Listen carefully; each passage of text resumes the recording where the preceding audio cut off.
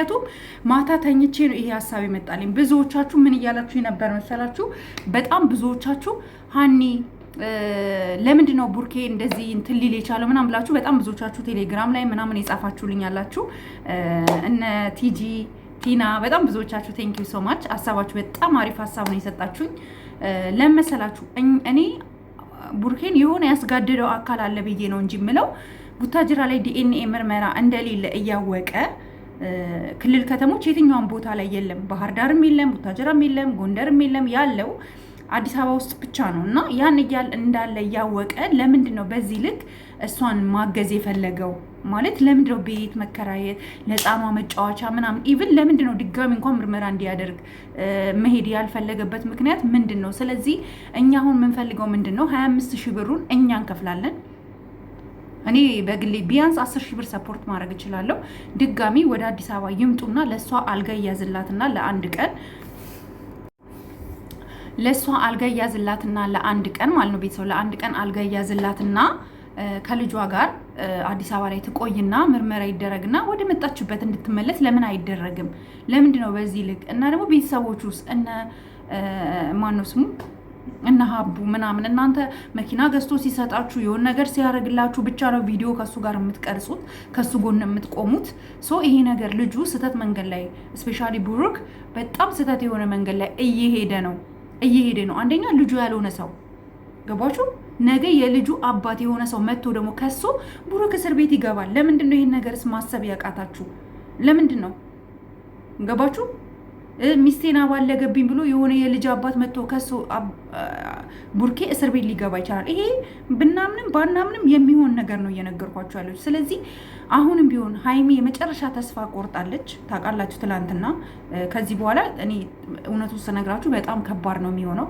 ቡርኬ ብዙዎቻችሁ ደግሞ ወደ እዩ ተመልሶ ከእዩ ጋር ይኖራል ጠብቂ ምናምን ብላችሁ የጻፋችሁልኝ ያላችሁ። ኔቨር ኤቨር ቡርኬ ወደ እዩ ተመልሶ ሀይሚን ትቶ ወደ እዩ ሄዶ ልጄ ነው ብሎ አምኖ አብሮ መኖር ከጀመረ ትቀልዳላችሁ እንዴ እናንተ? እንዴት ነው የምታስቡት? በጭራሽ ሊሆን አይችልም እንጂ እንዴት! እኔ እንደዚህ በጭራሽ አላስብም። እንደዛ ካደረገ ራሱ እኔን አይበለኝ። የእውነት እኔ ዩቱቤን ትቼ እወጣለሁኝ። ይሄ ግልጽ ነው በቃ። ምክንያቱም የእነሱን ይሄንን አይነት ነገር ማየት ስለማልፈልግ። ግን ብዙዎቻችሁ በውስጥ እየጻፋችሁልኝ ነው። በጣም ብዙዎቻችሁ ቡርኬ እንደዚህ ሊሆን ይችላል፣ ቡርኬ እንደዚህ ሊያደርግ ይችላል፣ ቡርኬ ሀይሚን ትቶ ለጊዜውም ቢሆን የሆነ የሚያስፈራራው ሰው ስላለ ከእዩ ጋር ሊሆን ይችላል። ያ የሚያስፈራራው ሊኖር ይችላል። ግን ስለፈራ ብቻ የምትወደው ለሱ ብዙ ዋጋ የከፈለችውን ሴት ሀይሚን ትቶ ወደዚች ሴት ግን ይሄዳል ብዬ ግን አላስብም፣ በጭራሽ አላስብም። እናንተ የምታስቡ ሰዎች ካላችሁ እንደዚህ አይነት ነገር ይፈጠራል ብላችሁ የምታስቡ ካላችሁ እንግዲህ አላቅም ምን እንደምላችሁ። ሲሪየስ አላቅም። በጣም ከባድ እኮ ነው። በጣም ከባድ ከምትሉኝ በላይ እንዴት ነው እንዲህ ሊሆን የሚችለው? ስለዚህ አሁንም ቢሆን ወንድሞቹ ቤተሰቦቹ ወደ አይናችሁ ወደ ወንድማችሁ አርጉ።